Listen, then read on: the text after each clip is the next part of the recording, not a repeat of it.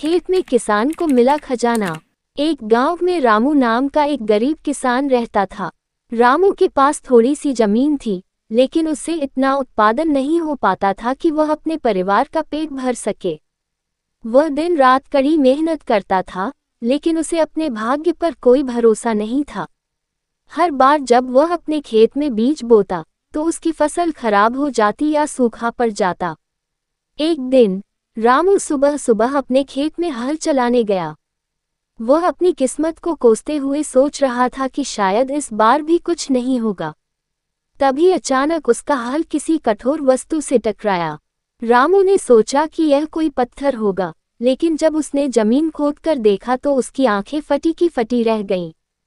वहां एक बड़ा सा लोहे का बक्सा दबा हुआ था।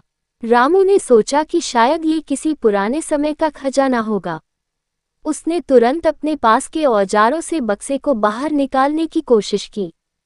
बक्सा बहुत भारी था, लेकिन रामू ने अपनी पूरी ताकत लगाकर उसे बाहर निकाला। बक्से को देखकर रामू का दिल तेजी से धड़कने लगा।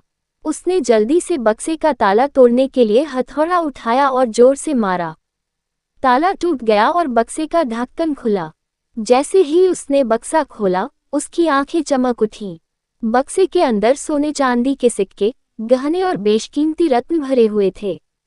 रामू को अपनी आंखों पर विश्वास नहीं हो रहा था। वह कभी इतना सारा सोना चांदी एक साथ नहीं देखा था।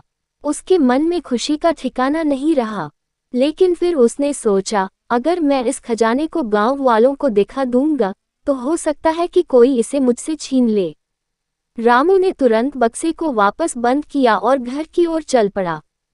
घर पहुंचकर उसने अपनी पत्नी को सारी बात बताई। उसकी पत्नी ने भी खुशी से उछलते हुए कहा, भगवान ने आखिरकार हमारी मेहनत का फल दिया है। लेकिन रामू और उसकी पत्नी ने ये निर्णय लिया कि वे इस खजाने को अपने गांव वालों के साथ साझा करेंगे।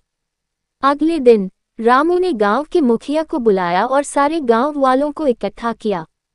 उसने सबको बताया कि उसे खेत में एक खजाना मिला है और वह चाहता है कि इस खजाने का कुछ हिस्सा गांव के विकास में लगाया जाए।